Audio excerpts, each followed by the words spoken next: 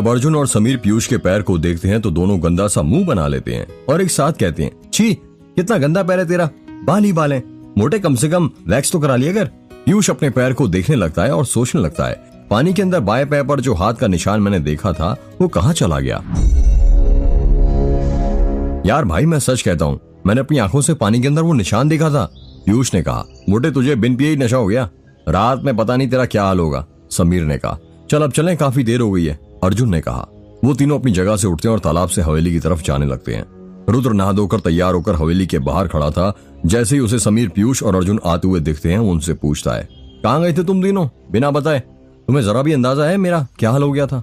यार हम बस वो नहाने चले गए थे तालाब पर, समीर ने कहा। तालाब पर? रुद्र ने चौंकते हुए कहा। तभी वहां पर अनन्या और तन्वी आ जाती हैं। उन दोनों ने भी नहा लिया था और तैयारी हो गई थी। कहाँ चले गए थे तुम तीनों? कब से हम लोग खाने के लिए तुम्हारा इंतजार करें? अनन्या ने कहा। यार कहीं नहीं, बस यहीं थे, समीर ने कहा। अनन्या नोटिस करती है कि पीयूष को चुप चुप है। वो पीयूष की ओर उंगली करते हुए कहती है, ये मोटे को क्या हुआ, इतना चुप चुप क्यों है? समीर हंसते हुए कहता, मैं बताऊं? नहीं रहने देना भाई। पीयूष ने कहा, नहीं मैं तो बताऊंगा, बताना जल्दी बता। अनन्या ने उत्साहित होते हुए पूछा, पता है तालाब के अंदर भाई साहब को किसी ने पैर पकड़ लिए थे। क्या? रुद्र ने चौंकते हुए पूछा। हाँ भाई, समीर ने कहा। अनन्या हंसते हुए कहती है, अच्छा हुआ पैर ही पकड़ा, कुछ और नहीं पकड़ा, वरना हमारा पीयूष तो किसी को मुंह दिखाने लायक ही नहीं रहता। अनन्या की बात सुनकर पीयूष को छोड़कर बाकी सब हंसने लगते हैं। सभी लोग बातें ही कर रहे थे कि तभी वहां पर रुद्र की चाची की बेटी स्वाति आ जाती है और कहती है, रुद्र भैया मम्मी सबको खाना खाने के लिए बुला रही हैं, जल्दी चलिए। हाँ तुम चलो स्वाति, हम आते हैं। चलो जल्दी चलो भाई, चाची ने खाने खाने के लिए बुलाया है, वरना नाराज हो जाएंगी। सभी लोग हवेली के अंदर जाने लगते हैं। रात हो गई थी और शादी की सारी तैयारियां भी हो गई थी। पूरी हवेली को लाइटिंग से सजाया गया था जो बहुत सुंदर लग रहा था। गार्डन में लगे पेड़ पौधों को हरी वाली लाइट से सजाया गया था। मंडप बाहर ही लगा था और उस पर गोल्डन लाइट लगाई हुई थी। मेहमानों का भी आना शुरू हो गया था। समीर, पीयूष और अर्जुन रुद्र के कमरे में तैयार हो रहे थे। रुद्र तैयार हो गया था पर पीयूष अभी तक तैयार नहीं हुआ था। अबे मोटे कितना टाइम लगाएगा? शादी रुद्र की है, तेरी नहीं। देख रुद्र तुझसे पहले तैयार हो गया है, समीर ने कहा। अरे तो वो क्या करेगा अब तैयार होकर, वैसे भी यार शादी होने वाली है उसकी, अब से वो आदमी बन जाएगा और हम तो कुंवारे हैं ना, तो कोई ना कोई कुंवारी लड़की तो ढूंढनी पड़ेगी ना। क्या कहा? आज से मैं आदमी बनने वाला हूँ, रुद्र ने पीयूष के पेट में मजाक में मुक्का मारते हुए कहा। तूने पेट देखा है अपना? अपने आदमियों की तरह तो तेरा पेट निकला है मोटे, चल रहने दे, पीयूष ने कहा। रुद्र ने नीले रंग का इंडो वेस्टर्न कुर्ता पहना हुआ था और वो उस पर बहुत जच रहा था। रुद्र ने अभी सेरा नहीं बांधा था क्योंकि रस्म के अनुसार वो दूल्हे की माँ बांधती है। रुद्र बेटा कितना वक्त और लगेगा? रुद्र की माँ की नीचे से आवाज आती है। बस 2 मिनट माँ, अभी आया, रुद्र ने चिल्लाते हुए कहा।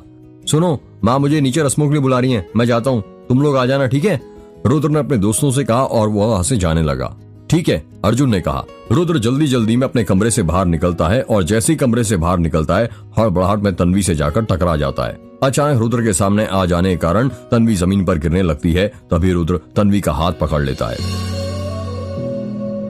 तन्वी ने काले रंग का लहंगा पहना हुआ था और गले में सफेद रंग का स्कार्फ बांधा हुआ था। माथे पर छोटी सी काले रंग की बिंदी थी। आंखों में सुरमा और कानों में छोटे छोटे काले रंग के बुंदे थे। हाथों में सफेद और काले रंग की चूड़ियां। तन्वी स्वर्ग किसी की अप्सरा से कम नहीं दिख रही थी। ऐसा लग रहा था जैसे चांद काली घटाओं में छिप रहा हो।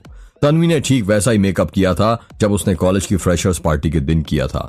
रुद्र तन्वी की आंखों में देखता है और देखते ही देखते अपने कॉलेज के दिनों में खो जाता है। उसको याद आता है भोपाल के नेहरू नगर का गोल्डन ट्रीट होटल, जहां पर उसके सीनियर्स ने उन्हें फ्रेशर्स पार्टी दी थी और जाने अनजाने में उसे तन्वी के करीब ला दिया था। उस वक्त सीनियर्स जूनियर्स को टास्क दे रहे थे।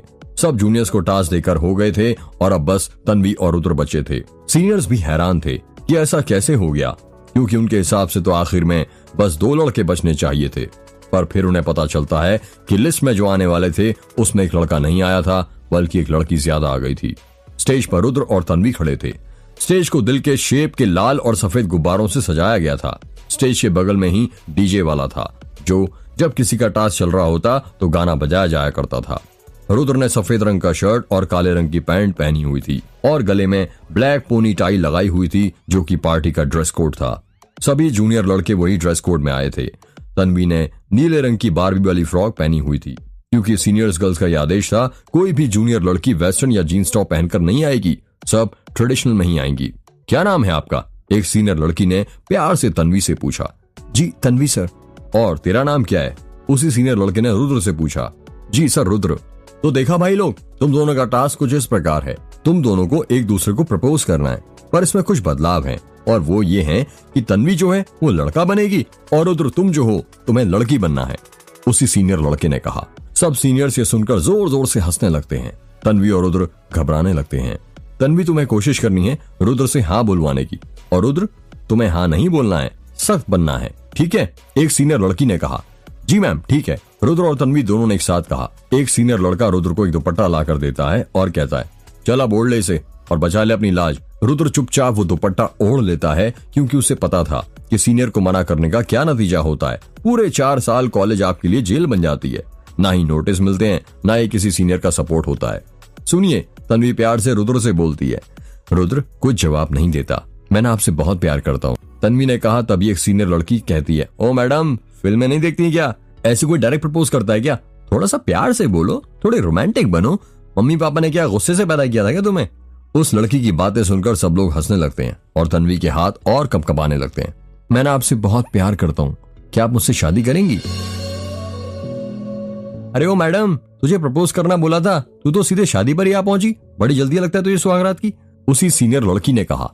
तन्वी कपकपाते हुए फिर से बोलती है, आई लव यू, पर उधर कुछ जवाब नहीं देता। सभी सीनियर्स का मूड ऑफ हो जाता है और वो एक दूसरे से कहते हैं, ये बोर कर रही है यार, इसको हटाओ।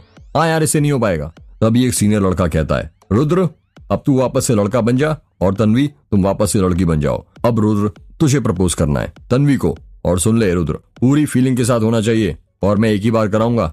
यदि हमें मजा नहीं आया तो तू जानता है तेरी कैसे रैगिंग होगी। इतना कहकर वो सीनियर रुद्र के हाथों में गुलाब दे देता है और कहता है, चल अब शुरू हो जा। रुद्र अपने सिर पर से दुपट्टा हटाता है और उसे जमीन पर रख देता है। रुद्र अपने घुटनों के बल बैठ जाता है और तन्वी की आंखों में देखने लगता है। डीजे वाला स्लो साउंड में कबीर सिंह मूवी का मेरी राह तेरे तक है, तुझ पर ही तो मेरा हक है की ट्यून बजाने लगता है। रुद्र तन्वी की आंखों में देखते हुए कहता है, वो सारी बातें जो मैंने तुमसे छुपा कर रखी थी, इस डर से कि कहीं दोस्ती न टूट जाए हमारी, पर ये सब जानते हुए भी मैं आज तुमसे वो सारी बातें कहूंगा, चाहे उसके बाद तुम मेरा दिल ही क्यों ना तोड़ दो। कॉलेज में तुम्हें पहली बार देखना मेरे लिए ऐसा था जैसे किसी राहगीर को उसकी मंजिल मिल गई हो, जैसे भंवरे को कोई खिलता हुआ फूल मिल गया हो, जैसे अंधेरी रात को चांद का नूर मिल गया हो, जैसे भटकती हुई रूह को उसका जिस्म मिल गया हो जिसमें वो समाना चाहता हो। कॉलेज की कैंटीन में चुपके चुपके तुमको देखना और तुम्हारे देखते ही वाटर कूलर के पीछे छुप जाना कुछ ऐसा था जैसे सूरज का बादलों के पीछे छुप जाना और धरती को चुपके चुपके निहारना। तुम्हारी एक झलक देखने के लिए मेरा रोज कॉलेज आना ठीक ऐसा था जैसे किसी पुजारी का रोज मंदिर आना। तुम्हारे सामने तुमसे कभी बात ना करना और आईने के सामने जाकर हर वक्त खुद से तुम्हारी बातें करना ऐसा था जैसे किसी कवि का कविता लिखते वक्त रात को उसकी कविताएं से बातें करना। मैं तुम्हें खुश रख पाऊंगा या नहीं रख पाऊंगा ये तो मुझे नहीं पता, पर हाँ इतना जरूर पता है कि मैं तुम्हारे बगैर खुश नहीं रह पाऊंगा। तुम्हारे सारे ख्वाब जो तुमने अपने लिए देखे हैं, जिसमें भले ही मैं नहीं पर उन ख्वाबों को सच करने का जरिया बनना चाहता हूं मैं, उन्हें हकीकत में तब्दील करना चाहता हूं मैं, तुम्हारे आंसुओं को अपनी आंखों में भरना चाहता हूं मैं, तुम्हारे चेहरे का नजर का टीका बनना चाहता हूं मैं, तुम्हारी जिंदगी का किरदार बनना चाहता हूं मैं। बोलो क्या तुम मेरी जिंदगी का किरदार बनोगी? बोलो तन्वी, क्या तुम मेरी जिंदगी का किरदार बनोगी? तन्वी रुद्र की बातें सुनकर एकदम चुप हो जाती है।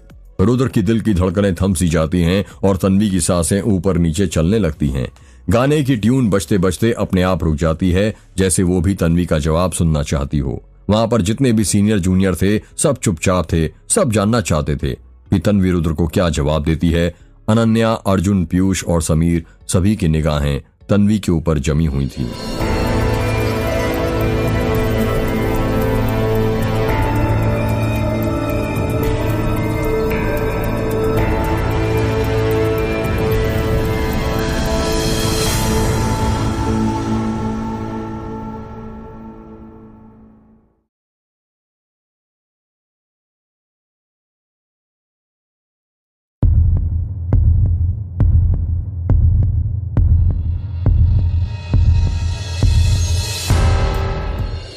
पीयूष जब रुद्र के कमरे से बाहर निकलता है तो देखता है कि रुद्र तन्वी को देखे जा रहा था और तन्वी रुद्र को। ओह, कहाँ खो गया रुद्र? अभी थोड़ी देर पहले तो बोल रहा था कि माँ नीचे बुला रही है और अब यहाँ तन्वी के साथ नैन मटक्का कर रहा है। पीयूष ने रुद्र को हिलाते हुए कहा, अरे कुछ भी, वो तो तन्वी गिर रही थी तो मैं उसे बस सहारा दे रहा था। क्या कहा? मैं गिर रही थी? या तुमने मुझे धक्का मारा? और वैसे भी कोई जरूरत नहीं है तुम्हें मुझे सहारा देने की। जिसे तुम्हें सहारा देना है वो नीचे मंडप में तुम्हारा इंतजार कर रही है। हाँ पता है मुझे, अब तुम मुझे ज्ञान मत दो। ज्ञान तो देना ही पड़ेगा ना, तुम इतने बड़े बेवकूफ जो ठहरे। क्या कहा तुमने? बेवकूफ? अब बेवकूफ को बेवकूफ नहीं कहेंगे तो क्या कहेंगे? तभी रुद्र की माँ की सीढ़ियों के नीचे से आवाज आती है, अरे रुद्र बेटा, और कितनी देर लगी तुझे? बस मैं आ रहा हूँ। रुद्र पीयूष का हाथ पकड़ता है और कहता है, चल नीचे, यहाँ को ज्यादा ही समझदार लोग खड़े हैं। जब रुद्र नीचे जाता है तो देखता है कि नीचे उसकी माँ, चाची, चाचा और स्वाति सब एक साथ खड़े थे। रुद्र के आते ही सबके चेहरे पर मुस्कान आ जाती है। रुद्र की माँ रुद्र के पास जाती है और अपनी आंखों में से काजल निकालकर रुद्र के गले के दाईं साइड पर लगा देती है और कहती है, किसी की नजर ना लगे मेरे बेटे को। नहीं लगेगी दीदी, हमारा रुद्र खूब छान दिख रहा है। मुझे तो डर है कि कहीं रुद्र को मेरी नजर ना लग जाए। इतना कहकर आयशा हंसने लगती है और 3 बार जमीन पर थूकती है। थू थू थू। आयशा को यूं अचानक थूकता देख रुद्र पूछता है, ये आप क्या कर रही हैं चाची? कहीं मेरी नजर ना लग जाए तुझे, इसलिए थूक रही हूँ बेटा। बड़े बुजुर्गों ने कहा है, ऐसा करने से परिवार के सदस्य को परिवार वालों की नजर नहीं लगती है। आप बिना चाची मेरी कितनी फिक्र करती हैं। अरे कैसे नहीं करूं, तू भी तो मेरा बेटा ही है ना। बचपन से जितना तू दीदी के पास नहीं रहा उससे कहीं ज्यादा मेरे पास रहा है। और भूल गया, बचपन में तेरी कंघी और तेरे बालों पर तेल मैं ही ला कर देती थी। याद है चाची, मैं थोड़ी आपको भूल सकता हूँ। रुद्र अपनी चाची से बातें ही कर रहा था कि तभी वहां पर तन्वी, अर्जुन, समीर और अनन्या सीढ़ियों से नीचे उतरते हुए आते हैं। अनन्या रुद्र को ऊपर से नीचे तक देखती हुई कहती है, आज तो हीरो लग रहा है तू। वो तो मैं हूँ ही, रुद्र ने कहा। अरे कोई मुझे भी देख लो, मैं भी किसी हीरो से कम नहीं लग रहा हूँ, पीयूष ने कहा। हाँ सही का, एकदम हाथी दिख रहा है, अनन्या ने कहा। अनन्या की बात सुनकर सभी लोग हंसने लगते हैं। क्या कहा तुमने? समीर के हाथ में कैमरा था, वो कहता है, चलो अब जल्दी से सबकी एक ग्रुप फोटो हो जाए। हाँ क्यों नहीं भैया, मुझे तो फोटो खिंचाने का बहुत शौक है। मैं पहले ही बोल देती हूँ, आपको आज मेरी बहुत सारी फोटो खींचनी पड़ेंगी, स्वाति ने कहा। हाँ हाँ खींच दूंगा गुड़िया, समीर ने कहा। सब लोग एक साथ खड़े होने लगते हैं और जाने अनजाने में तन्वी रुद्र के बगल में खड़ी हो जाती है। जब समीर फोटो खींच रहा होता है तब उसे एहसास होता है कि वो रुद्र के जस्ट बगल में खड़ी है। वो रुद्र के बगल से हटने लगती है। तभी समीर कहता है, क्या कर रही हो तन्वी, हिला क्यों रही हो? मुझे फोटो खींचना है, वीडियो नहीं बनाना तुम्हारा। सभी लोग एक साथ स्माइल करते हैं और समीर उनकी फोटो खींच देता है। 2 मिनट ऐसे ही रहना सब, समीर ने कहा। क्या हुआ समीर अब? अनन्या ने कहा। अरे पागल, मुझे भी तो फोटो में आने दे, एक सेल्फी ले लेता हूँ मैं अपने मोबाइल से। समीर अपनी पैंट की जेब से अपना मोबाइल निकालता है और सेल्फी लेने लगता है। बस बेटा हो गया, वरना यदि यहीं पर फोटो खींचते रहोगे तो रुद्र की शादी की फोटो कब खींचोगे? रुद्र की माँ ने कहा। जी आंटी जी हो गया बस। आयशा रुद्र की माँ को शादी का सेहरा देते हुए कहती है, लो दीदी इसे पहना दीजिए रुद्र को, वक्त निकलता जा रहा है। रुद्र की माँ वो सेहरा अपने हाथ में लेती है और रुद्र को पहना देती है। अब बाहर चलें, सारे मेहमान और पंडित जी इंतजार कर रहे हैं, संतोष ने कहा। हाँ चलते हैं, रुद्र ने कहा और वो वहां से जाने लगता है। तभी आयशा कहती है, अरे रुक रुद्र बेटा। क्या हुआ चाची? दूल्हा ऐसे मंडप में नहीं आता है, फिर कैसे जाता है? रस्म के मुताबिक दूल्हे को अपनी माँ के दाहिने हाथ की सबसे छोटी उंगली पकड़कर मंडप तक जाना रहता है। ऐसा क्यों चाची? ऐसा इसलिए बेटा क्योंकि बचपन में जब तुझे चलना नहीं आता था तो तुम्हारी माँ ने ही तुम्हारा हाथ पकड़कर चलना सिखाया था, और आज तो तुम अपनी जिंदगी के नए पड़ाव में कदम रखने जा रहे हो, तो माँ का साथ तो होना ही चाहिए ना। और हमारे इसमें यही रीति रिवाज बरसों से चला आ रहा है। अच्छा, रुद्र ने कहा। रस्म के मुताबिक रुद्र अपनी माँ के दाहिने हाथ की सबसे छोटी उंगली पकड़ता है और अपनी माँ के साथ गार्डन में लगे मंडप के पास जाने लगता है। उन्हीं के पीछे पीछे बाकी सब लोग जाने लगते हैं। मंडप के बीच में हवन कुंड बना था और उसी के पास पंडित जी बैठकर मंत्र पढ़ रहे थे। वर को बैठाइए, पंडित जी कहते हैं। रुद्र मंडप के अंदर जाकर बैठ जाता है। रुद्र के सभी दोस्त लोग मंडप के सामने लाइन से खड़े थे। बस सिर्फ समीर था जो उनके साथ नहीं था। वो रुद्र की फोटो खींचने में बिजी था। यार ये शादी में हमेशा 7 फेरे और 7 वादे ही क्यों होते हैं? 8 भी तो हो सकते हैं ना। और ये जीने मरने का वादा भी करते हैं तो बस 7 जन्मों तक का ही क्यों करते हैं? अनन्या कहती है, क्योंकि 8वें जन्म में पति पत्नी को झेल नहीं पाता। वैसे उन्हें तो पहले जन्म में पता चल जाता है कि उनमें बहुत बड़ी गलती हो गई है, पर बेचारे क्या करें, वादा कर लिए होते हैं ना 7 जन्मों तक निभाने का, तो 8वें जन्म में उन्हें मुक्ति मिल जाती है, पीयूष ने हंसते हुए कहा। तभी अर्जुन कहता है, ऐसा नहीं है मोटे, मैं बताता हूँ। हमारी भारतीय संस्कृति में 64 कलाएं और 16 संस्कार जीवन के लिए अत्यंत महत्वपूर्ण माने गए हैं। गर्भाधान से लेकर अंत्येष्टि तक सभी 16 संस्कारों में विवाह संस्कार सर्वाधिक महत्वपूर्ण माना गया है, क्योंकि गृहस्थ धर्म के बाद ही 16 संस्कारों को पूर्णता प्रदान होती है। वैदिक रीति के अनुसार आदर्श विवाह में परिजनों के सामने अग्नि को अपना साक्षी मानते हुए 7 फेरे लिए जाते हैं। प्रारंभ के 3 फेरों में दुल्हन आगे चलती है और बाद के 4 फेरों में दूल्हा आगे चलता है। जब तक 7 फेरे पूर्ण नहीं होते तब तक विवाह पूरा नहीं होता। इन 7 फेरों को सप्तपदी भी कहा जाता है। 7 इसलिए क्योंकि वर्ष एवं महीनों के कालखंडों को 7 दिनांक के सप्ताह में विभाजित किया जाता है। सूर्य के रथ में 7 घोड़े होते हैं जो सूर्य के प्रकाश से मिलने वाले 7 रंगों में प्रकट होते हैं। आकाश में इंद्रधनुष के समय वो 7 रंग स्पष्ट दिखाई देते हैं। वैवाहिक जीवन में इंद्रधनुषी रंगों की सतरंगी छटा बिखेरती रहे, इस कामना से 7 फेरों और 7 वचनों की प्रक्रिया पूरी की जाती है। और तुम्हें तो पता ही है, संगीत में 7 स्वर ही होते हैं। वधू को बुलाइए, पंडित जी कहते हैं। रुद्र की माँ आयशा को आंखों से इशारा करती है कि दुल्हन को वो लेकर आए। आयशा अपनी जेठानी का इशारा समझ जाती है और दुल्हन को लेने जाने लगती है। कुछ ही समय बाद आयशा लाल रंग की साड़ी में दुल्हन को लेकर आती है। दुल्हन ने अपना चेहरा घूंघट से ढक रखा था, जिस कारण किसी को भी उसका चेहरा नहीं दिख रहा था। आयशा ने अपने हाथ दुल्हन के कंधों पर रखे थे और उसके साथ साथ धीरे धीरे कदम बढ़ा रही थी। दुल्हन के पैरों की पायल की आवाज उतने शोर में भी अलग ही सुनाई दे रही थी, छम छम छम। दुल्हन को आता देख पीयूष तन्वी से बोलता है, देख तन्वी आ गई तेरी सौतन। तन्वी पीयूष को घूरने लगती है। क्या बोला मोटे तूने? अनन्या ने कहा। कुछ भी तो नहीं, मैं तो बस मजाक कर रहा था। तभी अर्जुन कहता है, तुम लोगों ने एक बात नोटिस की क्या? सबने एक साथ कहा। हिंदू रिवाज के अनुसार दुल्हन की माया लड़की घर वाले उसे मंडप तक लाते हैं, लेकिन रुद्र की चाची उसे लेकर क्यों आई? वो तो लड़के वालों की तरफ से है ना। हो सकता है होने वाली दुल्हन रुद्र की चाची की रिश्तेदार हो। अनन्या ने कहा। नहीं यार, अगर ऐसा होता तो रुद्र ने उसका चेहरा जरूर देखा होता और उसकी फोटो भी हमें दिखाई होती उस दिन। यार बात में दम तो है तेरी, पीयूष ने कहा। दुल्हन रुद्र के बगल में जाकर बैठ जाती है। वर वधू को गठबंधन से बांधिए, पंडित जी ने कहा। रुद्र की चाची आगे बढ़ती हैं और रुद्र के गमछे को दुल्हन के पल्लू से 3 गांठ बांध देती हैं। वो देख समीर को कैसे हंस हंसकर सबकी फोटो खींच रहा है।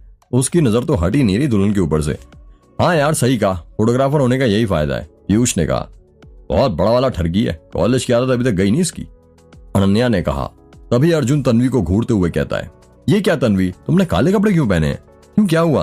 तन्वी ने कहा, तुम्हें पता नहीं है क्या शादी के दिन या शुभ कामों के दिन काले कपड़े नहीं पहने जाते हैं, वरना अशुभ हो जाता है। क्या बकवास कर रहे हो तुम अर्जुन? तन्वी ने कहा। नहीं, मैं सच बोल रहा हूँ। ये जो काला रंग होता है रहस्य और गहराई का प्रतीक माना जाता है, ऐसी गहराई जिसका कोई सिरा नहीं होता है। तू ना रुद्र कुछ भी मत बोला कर, अनन्या ने कहा। यार मैं झूठ नहीं बोल रहा हूँ, तंत्र शास्त्र की किताब में साफ साफ लिखा है, यदि काला जादू को सफल बनाना है तो काले कपड़े पहनना जरूरी है। तो तुम कहना क्या चाहते हो? मैंने आज के दिन काले कपड़े इसलिए पहने ताकि यहाँ कुछ अशुभ हो, तन्वी ने गुस्से में बोला। नहीं, मेरा कहने का मतलब ये नहीं था तन्वी, तुम मुझे गलत समझ रही हो।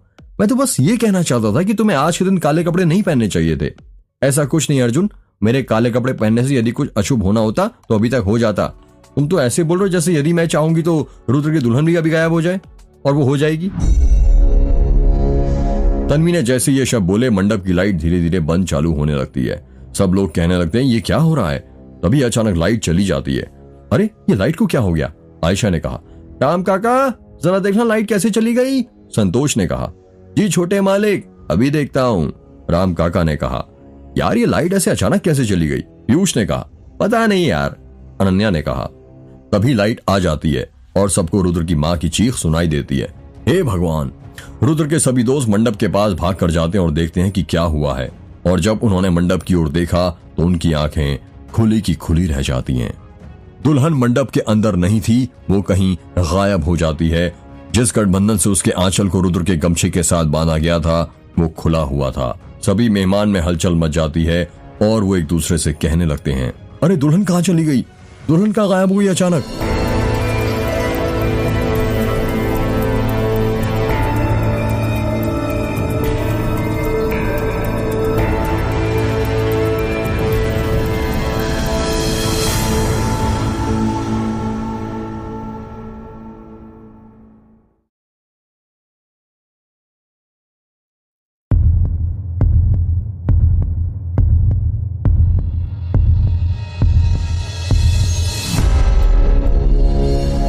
अरे दुल्हन कहाँ चली गई?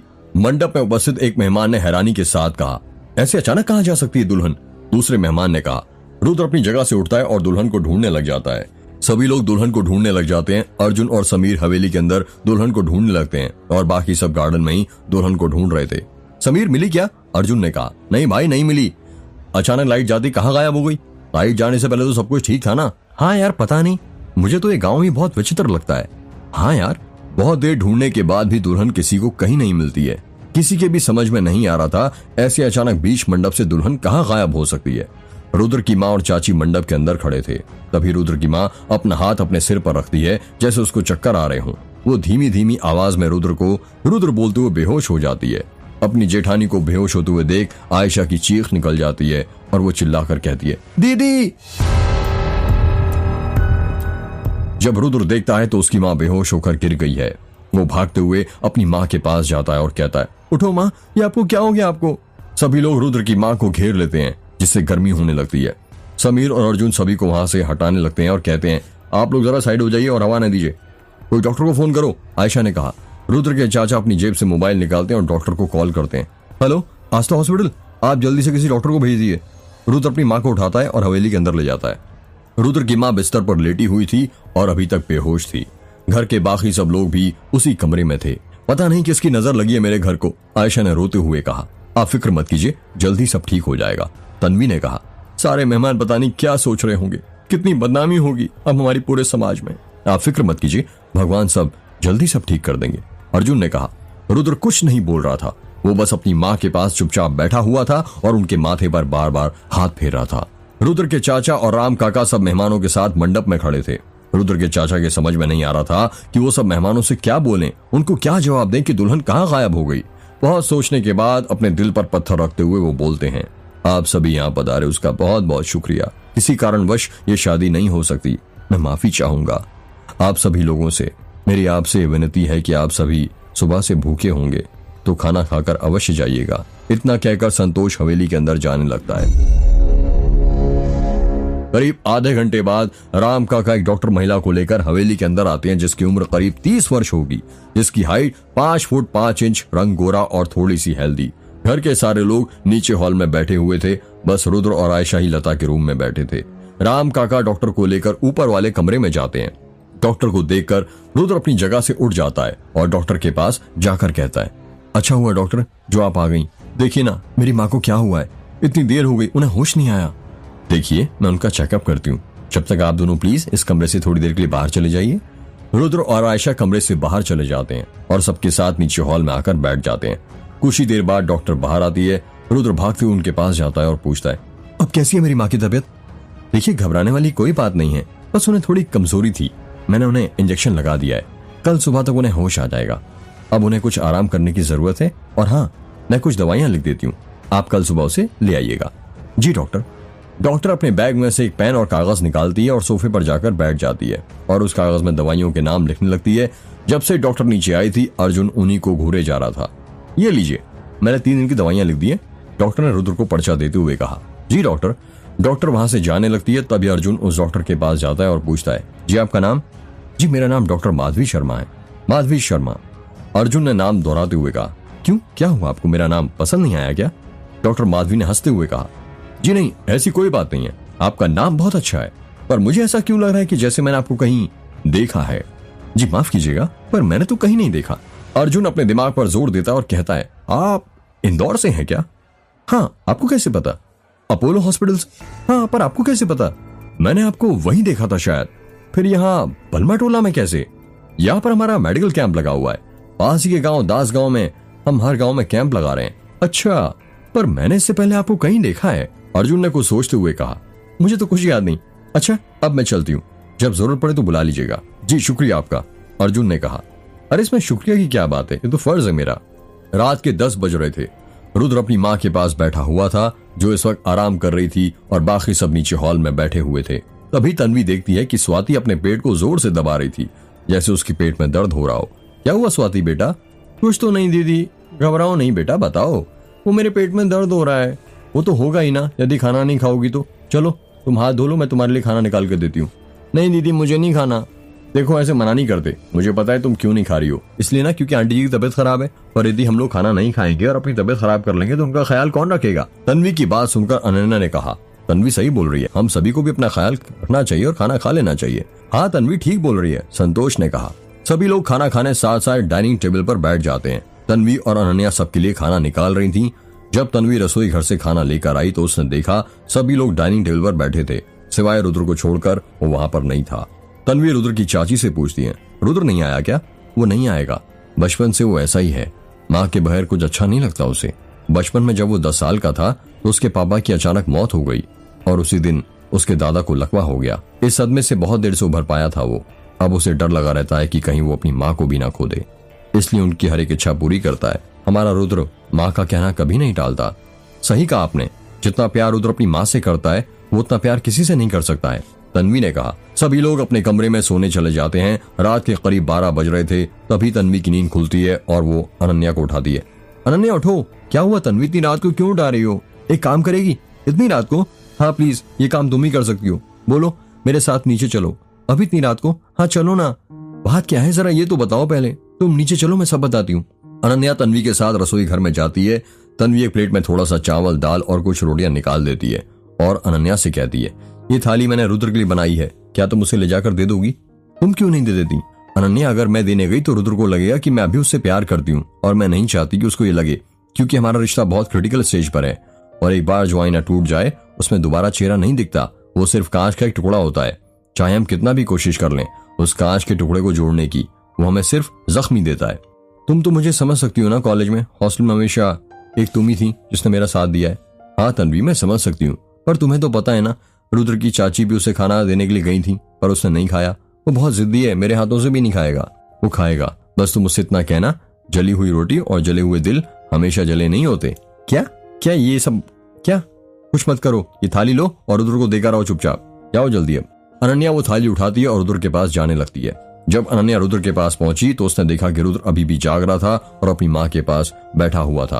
क्या मैं अंदर आ सकती हूँ? अनन्या ने कहा। हाँ रुद्र, ये खाना खा लो। नहीं, मुझे भूख नहीं है। देखो, जली हुई रोटी और जले हुए दिल हमेशा जले हुए नहीं होते। रुद्र ने जैसे ये बात सुनी वो अनन्या को घूरने लग जाता है। अब तो खाओगे ना? अनन्या ने कहा। हाँ। इतना कहकर रुद्र रोटी का निवाला तोड़ने लगता है। रुद्र जैसे ही रोटी का पहला निवाला तोड़ता है उसको याद आता है UIT कॉलेज में उसका और तन्वी का कॉलेज की कैंटीन की कैनोपी में साथ साथ बैठना, जहां पर वो तन्वी के साथ बैठकर घंटों बातें करता रहता था। रुद्र और तन्वी कैंटीन की कैनोपी में बैठकर एक टिफिन में से खाना खा रहे थे। टिफिन के अंदर भिंडी की सब्जी और रोटियां थी। रुद्र, तुम्हें खाना बनाना तो आता है ना? तन्वी ने कहा। हाँ, क्यों? क्योंकि मुझे नहीं आता। फिर तो तुम्हें सीखना पड़ेगा, ऐसे कैसे चलेगा? अरे तो क्या हुआ, तुम बना दिया करना। मैडम, मैं एक दिन बना सकता हूँ, 2 दिन बना सकता हूँ, पर रोज थोड़ी ना बना सकता हूँ। बात तो तुम्हारी भी ठीक है, तो फिर अभी से प्रैक्टिस कर लो जली हुई रोटियां और सब्जियां खाने की। तन्वी ने रोटी का निवाला तोड़कर रुद्र के मुंह की तरफ बढ़ाते हुए कहा, तुम्हारे हाथ का तो मैं जला हुआ भी खाने को तैयार हूँ। रुद्र ने तन्वी के हाथ का निवाला खाते हुए कहा, वैसे बस बोलने की बात है, शादी के बाद सब बदल जाता है। यदि एक भी दिन जली रोटी खिला दी तुम्हें तो तुम मुझे ताने लगाओगे। ऐसा नहीं है मेरी तन्वी, मैं एक बात बताता हूँ, जली हुई रोटी और जले हुए दिल हमेशा जले हुए नहीं होते। हो सकता है कि ज्यादा आंच और ज्यादा प्यार की वजह से वो जल गए हों, पर रोटी को प्यार से तो बनाया गया था ना, उसका स्वाद हमेशा अच्छा ही होगा, भले वो कितनी भी जल क्यों ना गई हो। ये रोटी कैसे जली ये तो समझ गई, पर ये जले हुए दिल की कहावत समझ नहीं आई मुझे। वक्त आने पर समझ जाओगी तन्वी। बताओ ना रुद्र, तन्वी ने प्यार से बोला। नहीं, मुझे नहीं बताना, एक दिन तुम खुद समझ जाओगी। चलो छोड़ो ये सब और चुपचाप खाना खाओ। बातों के चक्कर में खाना खाना ही भूल गए तुम तो। तन्वी ने रुद्र को रोटी खिलाते हुए कहा। रुद्र अपनी माँ और अनन्या के पास बैठकर खाना खा ही रहा था कि तभी उसे किसी के दरवाजा खटखटाने की आवाज सुनाई देती है। खटखट खटखट खटखट। इतनी रात को कौन आया होगा? अनन्या ने कहा। पता नहीं, रुद्र ने हैरानी के साथ कहा। रुद्र और अनन्या दोनों सोचने लग जाते हैं कि रात के 1 बजे कौन दरवाजा खटखटा सकता है।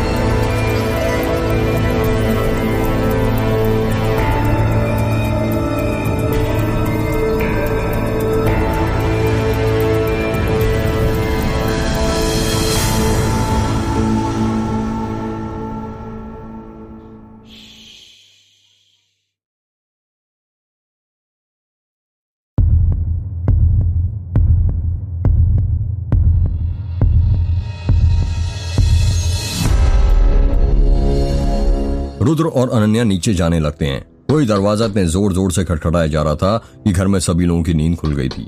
जब अनन्या और रुद्र नीचे पहुंचे तो उन्होंने देखा कि अर्जुन, पीयूष, समीर, संतोष, आयशा, तन्वी और स्वाति सभी एक साथ नीचे खड़े थे। सभी लोगों के मन में बस एक ही सवाल था, कितनी रात में दरवाजे पर कौन होगा? रुद्र बेटा, इतनी रात गए कौन होगा? आयशा ने कहा। आप डरिए मत चाची, मैं देखता हूँ। रुद्र दरवाजा खोलने के लिए जाने लगता है। इतनी रात में कौन आ सकता है यार? पीयूष ने कहा। पता नहीं यार, समीर ने कहा। वो तो अब तभी पता चलेगा जब दरवाजा खुलेगा, अर्जुन ने कहा। जब रुद्र ने दरवाजा खोला तो उसका मुंह खुला का खुला रह जाता है। तुम? रुद्र ने हैरानी के साथ कहा। हाँ मैं। अंदर नहीं बुलाओगे? दरवाजे पर खड़े व्यक्ति ने कहा। आओ ना। दरवाजे पर खड़ा व्यक्ति घर के अंदर जाने लगता है और उसी के पीछे एक व्यक्ति और आता है। जब घर वालों ने उन दोनों व्यक्ति को देखा तो सबको सांप सूंघ जाता है। वो दोनों पुलिस वाले थे। वो पुलिस वाला अपने दोनों हाथ जोड़ते हुए कहता है, नमस्ते, मेरा नाम अजय देशपांडे है। और मैं जिले का इंस्पेक्टर हूँ। और मैं साहब का असिस्टेंट माखनलाल, अजय के साथ वाले आदमी ने कहा। सुना है यहाँ पर आज शादी होने वाली थी, अजय ने कहा। हाँ, पर हुई नहीं, रुद्र ने कहा। होती कैसे, दुल्हन जो भाग गई माखनलाल ने हंसते हुए कहा। दुल्हन भाग गई है या उसे गायब करवाया गया है, ये तो माखनलाल केस की तहकीकात करने पर ही पता चलेगा, अजय ने रुद्र की आंखों में देखते हुए कहा। रुद्र अजय की बातों का कुछ जवाब नहीं देता है। एक बात बताओ माखनलाल, यदि तुम्हारे घर की होने वाली बहू बीच मंडप से अचानक गायब हो जाए तो क्या तुम इन लोगों की तरह ही घोड़े बेचकर आराम से सोओगे? पुलिस को इतला नहीं करोगे क्या? देखिए, हम कल सुबह आपके पास आने ही वाले थे, संतोष ने हड़बड़ाते हुए कहा। सुबह तक तो बहुत देर हो जाती है अंकल जी, और आपको तो पता ही है इस गांव की औरतों के साथ क्या क्या होता है, अजय ने कहा। यदि हम आपके पास आते तो आप यही कहते कि जब तक दुल्हन के गायब हुए 24 घंटे नहीं हो जाते हम रिपोर्ट नहीं लिख सकते, रुद्र ने कहा। लगता है बहुत कानून पढ़ा है तुमने, पर शायद तुम भूल रहे हो कि ये शहर नहीं गांव है। गांव और शहर में बहुत फर्क होता है। हाँ पता है मुझे, पर क्या आप मुझे इतनी रात गए मेरे घर आने का कारण बताना चाहेंगे? यार, एक लड़की गायब हो गई है और तुम्हें अभी भी समझ नहीं आया कि पुलिस क्यों आई है? इस केस की तहकीकात करने आए हम, माखनलाल ने कहा। पर केस किसने दर्ज करवाया? रुद्र ने कहा। हमारा नाम अजय पांडे है और हम इंतजार नहीं करते किसी के केस दर्ज करवाने का। अपने केस हम खुद ही दर्ज करवा लेते हैं। अब ज्यादा टाइम बर्बाद ना करते हुए मैं आप सभी से चाहूंगा कि इस पूछताछ में हमारी मदद करो और जो सवाल आप सभी से पूछा जाए उसका सही सही और सीधा सीधा जवाब दें। जी ठीक है पुलिस इंस्पेक्टर साहब, पूछिए आपको जो पूछना है, संतोष ने कहा। आपकी होने वाली पत्नी का क्या नाम था मिस्टर रुद्र? जी गौरी प्रजापति। अरे गौरी से याद आया, उसके माँ बाप कहीं दिखाई नहीं दे रहे, कम से कम उन्हें तो रिपोर्ट लिखवानी चाहिए थी ना। गौरी अनाथ है, उसके माँ बाप नहीं है, आयशा ने कहा। कोई रिश्तेदार तो होगा, माखनलाल ने कहा। जी नहीं, उसका इस दुनिया में कोई भी नहीं है, आयशा ने कहा। ये तो और भी हैरानी करने वाली बात हो गई माखनलाल। अपराधियों ने सोचा ऐसी लड़की को गायब करो जिसका कोई रिश्तेदार ही ना हो, कोई रिपोर्ट भी नहीं लिखवाएगा और कोई आंसू भी नहीं बहाएगा। मैं कुछ समझा नहीं, आप साफ साफ कहेंगे कि आप कहना क्या चाहते हैं? रुद्र ने कहा। मैं बस ये कह रहा था कि आपके पास उसकी कोई फोटो वगैरह है? जी नहीं। क्या आप ये कैसी बातें कर रहे हैं? एक फोटो तो होगी, आखिर रिश्ता जोड़ा है आपने उससे, अजय ने हैरानी के साथ कहा। जी नहीं, हमारे पास उसकी कोई फोटो नहीं है, आयशा ने कहा। कहां पर और किस गांव की रहने वाली है ये तो पता होगा आपको, माखनलाल ने कहा। देखिए इंस्पेक्टर साहब, हमें गौरी के बारे में कुछ नहीं पता, जो भी पता है वो दीदी को पता है। तो कहां पर है आपकी दीदी? उन्हीं को बुला लीजिए, उन्हीं से सब पूछ लेंगे। उनकी तबीयत खराब है, डॉक्टर ने आराम करने को कहा है, तो मैं चाहूंगा कि आप कल सुबह आ जाएं, संतोष ने कहा। ठीक है, पर एक बात बताइए, आप दोनों तो चाचा चाची है ना रुद्र के, फिर आपको ये भी नहीं पता कि आपके घर की होने वाली बहू कहां पर रहती है और कैसे दिखती है? ऐसे कैसे रिश्ता जोड़ लिया आपने? मैं तो हैरान हूं ये जानकर, अजय ने कहा। 1 महीने पहले हम लोग मेरे मायके गए थे। जब हम वापस आए तो जेठानी जी ने हमें बताया कि उन्होंने रुद्र के लिए एक लड़की पसंद की है और उन्होंने उससे शादी की बात भी कर ली थी। और हमारे घर में जेठानी जी के खिलाफ कोई नहीं जाता, वो बड़ी है ना सबसे, और शादी की तैयारी जल्दी जल्दी में हुई जिस कारण हम लड़की को देख नहीं पाए। सब जेठानी जी ने ही किया है, आयशा ने कहा। अच्छा ठीक है, हम फिर कल आते हैं, आप सभी तैयार रहिएगा सवाल जवाब के लिए, बहुत से पुराने जख्म ताजा होने वाले हैं, अजय ने रुद्र की आंखों में देखते हुए कहा। अजय और माखनलाल वहां से चले जाते हैं। सभी लोग अपने कमरे में सोने के लिए जाने लगते हैं। रुद्र सीढ़ियां चढ़ रहा था, तभी अर्जुन उसके पास जाता है और उससे पूछता है, यार मुझे ऐसा क्यों लग रहा था जैसे पुलिस वाला उससे कुछ ज्यादा ही सवाल जवाब कर रहा था। करेगा कैसे नहीं, दोस्त जो था मेरा था, मतलब बचपन में हम दोस्त थे और अब दुश्मन बन गए। दुश्मन बन गए? पर कैसे? वही तो मुझे नहीं पता यार, बचपन की बहुत सी बातें भूल गया हूं मैं। ये देख, मेरे सिर पर ये चोट का निशान देख रहा है? जब से बचपन में मेरे सिर पर लगा है, बहुत सी बातें भूल गया मैं, और ऐसा ही निशान अभी वो अजय आया था ना, उसके सिर पर भी है। रुद्र ने अपना निशान दिखाते हुए कहा। रुद्र के सिर के बाईं साइड छोटा सा काला निशान था। उस निशान को देखकर समझ नहीं आ रहा था कि वो उसे गिरने के कारण लगा है या किसी ने उसको गहरा घाव दिया है। हाँ यार, मैंने तो इस निशान पर कभी गौर ही नहीं किया था। कैसे करता? मैं अपने बालों के पीछे से छुपा कर जो रखता था। पर यार मुझे ना ये अजय कुछ ठीक नहीं लग रहा, कहीं दुश्मनी निकालने के लिए तो तुझे फंसा ना दे। भाई तू डर मत, और वैसे भी जब मैंने कुछ गलत काम किया नहीं तो मैं क्यों डरूं? यार तूने कोई गलत काम नहीं किया, पर तेरे परिवार के लोगों ने तो किया है ना। याद है, आज से 18 साल पहले मेघ गांव की एक औरत को जिंदा जला दिया गया था। कहते हैं पूर्वजों द्वारा किया गया पाप उसकी आने वाली पीढ़ी को भुगतना पड़ता है। यार प्लीज वो बात याद मत दिला। जब से बचपन में वो औरत वाला कांड हुआ था ना, मैं सो नहीं पाता था, तभी तो पापा ने मुझे शहर भेज दिया था। और फिर कुछ दिनों बाद पता चला कि पापा की अचानक मौत हो गई। पता नहीं पापा की मौत कैसे हुई थी, ये रहस्य आज भी रहस्य बना हुआ है। इसी वजह से तो माँ मुझे यहाँ इस गाँव में रहने नहीं देती थी, कहती रहती थी वो चुड़ैल मार देगी तुझे। क्या तू भरोसा करता है इन सब बातों पर? यार पागल हो रहा है क्या? पर माँ जो करने को बोलती है वो मैं कर लेता हूँ। चाहे वो अंधविश्वास ही क्यों ना हो, क्योंकि तुझे पता तो है ना, कोई भी माँ कभी भी अपने बेटे का बुरा नहीं चाहेगी। वो अपने बेटे के लिए भगवान से भी लड़ सकती है। हाँ, ये तो सही कहा तूने। पर एक बात बता, तुझे कैसे पता कि 18 साल पहले एक औरत को जिंदा जला दिया गया था मेघ गांव में? यार भूल गया तू? तुझे बताया था ना, यहाँ आते वक्त राम काका ने हमें कहानी सुनाई थी। लगता है राम काका तुझे मेरे बचपन के सारे राज बताकर ही मानेंगे, रुद्र ने हंसते हुए कहा। चल अब सोने चलते हैं, वरना बात करते करते यहीं सुबह हो जाएगी। हाँ चल। अर्जुन और रुद्र सोने के लिए जाने लगते हैं। सभी लोग सो चुके थे। संतोष आयशा एक कमरे में सो रहे थे, तन्वी, अनन्या और स्वाति एक कमरे में, और रुद्र, अर्जुन, पीयूष और समीर दूसरे कमरे में। भोर के 4 बज रहे थे और अर्जुन को नींद नहीं आ रही थी। वो बार बार करवटें बदल रहा था। अर्जुन के बगल में ही समीर सो रहा था, जिस कारण उसकी नींद खुल जाती है। क्या हुआ अर्जुन, तुझे नींद नहीं आ रही क्या? समीर ने उठकर धीरे से अर्जुन से कहा। यार तलब लगी है। यार वो तो मुझे भी लगी है। तो फिर चलें? कहाँ चलें? बाहर पागल, यहाँ पर पिएगा क्या? हाँ चल, पर तेरे पास रखी तो है ना? हाँ भाई रखी है, पर यार गेट तो बंद होगा ना हवेली का, और यदि इतनी रात को खोला तो सब लोग जाग जाएंगे। उसका भी इंतजाम है मेरे पास। हवेली के 2 गेट हैं, जो एक आगे खुलता है और एक पीछे। तो हम पीछे वाले गेट से बाहर जाएंगे, और वो गेट ज्यादा बड़ा भी नहीं है, छोटा सा है। तुझे कैसे पता कि हवेली के 2 गेट हैं? राम काका ने बताया था जब हवेली के बारे में पूछ रहा था। समीर और अर्जुन हवेली के पीछे वाले गेट से बाहर चले जाते हैं। बाहर बड़ा था और ठंडी ठंडी हवाएं चल रही थी। अब निकल भी, समीर ने कहा। हाँ भाई निकलता हूँ, सब्र कर। अर्जुन अपनी जेब में से सिगरेट और लाइटर निकालता है। कौन सी ब्रांड लाया है? वही हमेशा वाली अमेरिकन। ये हुई ना बात। अर्जुन अपने मुंह में सिगरेट रखता है और उसे लाइटर से जलाने लगता है। यार तेरी आदत अभी तक गई नहीं क्या, रात में सोने से पहले सिगरेट पीने की? यार आदत बनाई इसलिए जाती है ताकि छोड़े ना, और तुझे तो पता ही है मैं लेखक हूँ। जब तक एक दो अंदर नहीं खींचता, कविताएं कागज पर नहीं उतरती। सही कहा है, दुनिया में हर कोई अलग रीजन से सिगरेट पीता है। कोई घर के स्ट्रेस के कारण, कोई नौकरी के कारण, तो कोई छोकरी के कारण। इन सब का तो ठीक है, पर तू क्यों पीता है? कोई शौक के कारण भी पीता है भाई? समीर ने हंसते हुए कहा। हाँ, पर किसी भी चीज की अति नहीं करनी चाहिए, वरना वो विनाश का कारण बन जाती है। हाँ बिल्कुल सही कहा तूने, समीर ने कहा। अर्जुन और समीर बातें ही कर रहे थे, तभी उन्हें कुछ चीज ठोकने की आवाज सुनाई देती है। ठक ठक ठक। यार तुमने आवाज सुनी? समीर ने कहा। हाँ यार सुनी, ऐसा लग रहा है जैसे कोई हथौड़े से कुछ ठोक रहा हो। ये आवाज तो आगे वाले गेट से आ रही है। हाँ सही कहा, चल देखते हैं। रुक यहीं, पीछे से चल, ये रास्ता आगे वाले गेट के पास ही जाता है। अर्जुन और समीर बड़े वाले रास्ते से आगे जाने लगते हैं। वो दोनों जब आगे पहुंचते हैं तो दूर से ही खड़े होकर देखते हैं रुद्र की चाची हवेली के दरवाजे की दीवार पर हथौड़े ये एक बड़ी और मोटी सी कील ठोक रही थी। ठक ठक ठक। अब ये रुद्र की चाची आधी रात को इस दरवाजे पर इतनी मोटी कील क्यों ठोक रही है, और करना क्या चाहती है? ये मुझे तो कुछ गड़बड़ लगती है, समीर ने कहा। आज दिन कौन सा है? अर्जुन ने पूछा। मंगलवार। पर क्यों? क्या चाची के हाथ में जिससे उन्होंने कील पकड़ी है उसमें रुद्राक्ष की माला भी है? हाँ, पर तू बताएगा, तू मुझसे ये सब क्यों पूछ रहा है? यार रुद्र की चाची कीलन प्रक्रिया कर रही है। ये कीलन क्या होता है? अब रुद्र की चाची एक हाथ से कील पकड़ी हुई थी और अपने दूसरे हाथ से हथौड़े की कील ठोक रही थी। वो एक ही मंत्र बार बार दोहराई जा रही थी। आस की कीलू, पास कीलू, अपनी काया जागदा मसान कीलू, बैठी कीलू छाया, इसर का कोट बर्मा की थाली, मेरे घाट पिंड का अनुमान, वीर रखवाला। यार तू बताएगा ये कीलन क्या है? समीर ने पूछा। कीलन का अर्थ है सुरक्षा कवच। किसी व्यक्ति, वस्तु या स्थान को सुरक्षा कवच में बांधने की प्रक्रिया को कीलन कहते हैं, और बंधे हुए को मुक्त करने की प्रक्रिया को उत्कीलन कहते हैं। इस प्रकार को मंगलवार के दिन या शनिवार के दिन किया जाता है। इसमें आपके दरवाजे पर कील ठोक दी जाती है, पर ऐसा करने से बुरी आत्माएं आपको रोकती हैं, इसलिए हाथ में रुद्राक्ष पकड़कर मंत्र का जाप किया जाता है। पर रुद्र की चाची ये सब क्यों कर रही हैं? हो सकता है उन्हें डर हो कोई बुरा साया घर के अंदर ना आ जाए। भाई ये गांव बहुत अजीब है।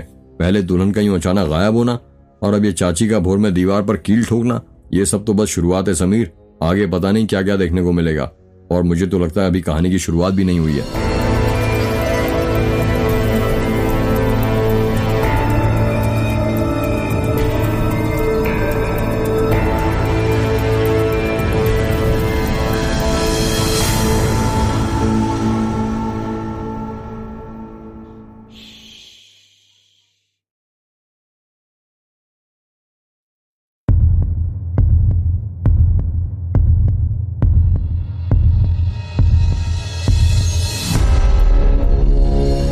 सुबह हो गई थी और सभी लोग उठ गए थे।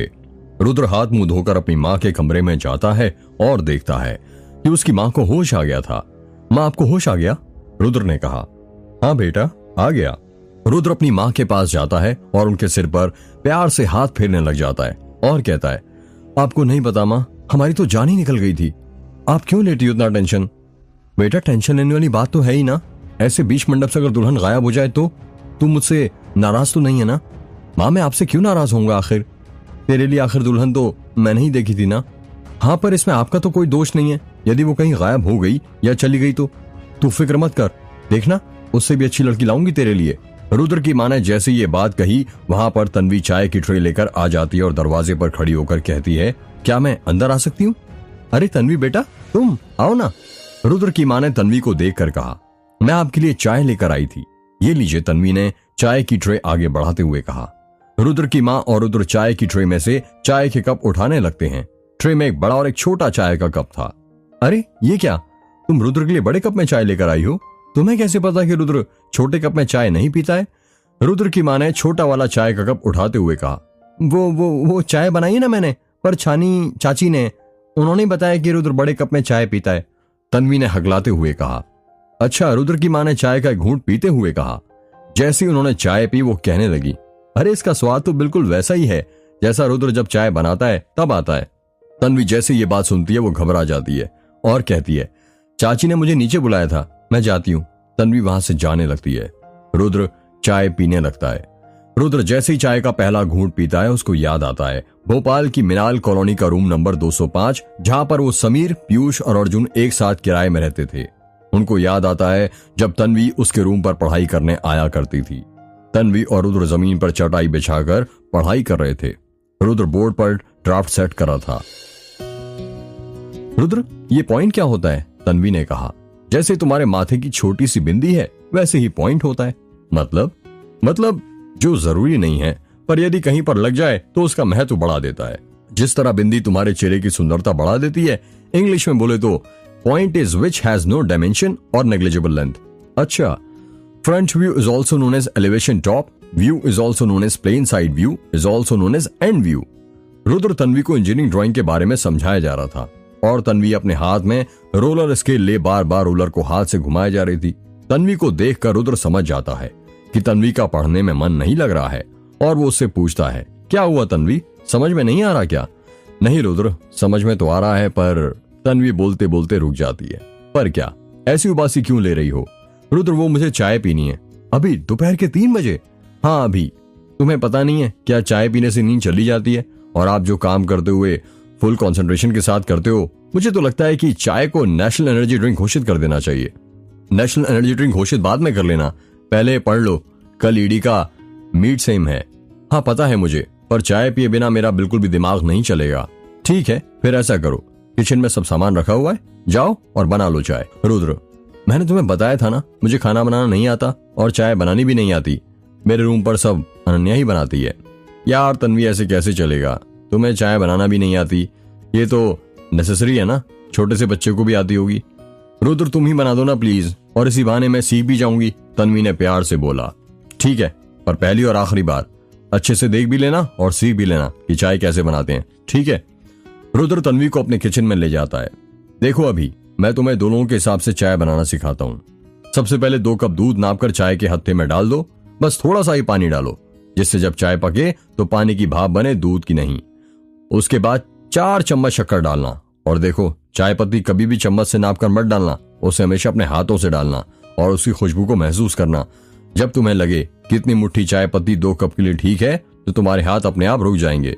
शुरू में वक्त लगेगा। जब चाय में उबाल आने लग जाए तो अदरक को कूट लेना और फिर डालना। उबाल आने से पहले मत डालना वरना दूध फट सकता है। और बस हो गया आधा काम। और अब चाय पकने लगे तो 1 चम्मच से उसे हिलाते रहना ताकि वो अटे ना। जब चाय की खुशबू तुम्हारी सांसों में समा जाए तो बस समझ लेना चाय बन गई। और यदि आपकी नाक बंद हो और चाय की खुशबू ना ही आए तो तन्वी के रुद्र के साथ शरारत करते हुए कहा। और यदि आपकी नाक बंद हो और चाय की खुशबू ही ना आए तो तन्वी ने रुद्र के साथ शरारत करते हुए कहा। यदि नाक बंद हो तो चाय का रूप देखकर समझ जाओ। क्या कहा, चाय का रूप देखकर? वो कैसे? देखो दूध का रंग सफेद होता है, ठीक है, कुंवारी लड़की की तरह। और जब हम उसमें चाय पत्ती डालते हैं तो दूध का रंग बदलने लगता है, ठीक उस तरह जब किसी कुंवारी लड़की की मांग में सिंदूर भरा जाता है। जिस तरह सिंदूर का रंग कत्थई होता है, ठीक उसी प्रकार एक अच्छी चाय का रंग भी कत्थई होता है। जब तुम्हें कत्थई रंग दिखे तो समझ जाना चाय तैयार हो गई है। ठीक है मेरे चाय वाले बाबू, तन्वी ने हंसते हुए कहा। तभी रुद्र का मोबाइल बजने लगता है और वो दूसरे कमरे में चला जाता है। जब वो वापस आता है तो देखता है कि तन्वी चाय छान रही थी, तभी वो उसे हाथ से रोकते हुए कहता है, रुको तन्वी, क्यों, क्या हुआ? वो मैं छोटे कप में चाय नहीं पीता। क्यों? बस आदत है बचपन से, और आदत कभी बदलती नहीं। तुम भी ना रुद्र पर आदत बदलना सीख लो, शादी के बाद बहुत कुछ बदलने वाला है। तन्वी ने हंसते हुए कहा। अरे रुद्र बेटा, कहाँ खो गए? रुद्र की माँ ने रुद्र को हिलाते हुए कहा। कहीं भी तो नहीं माँ, बस यूं ही।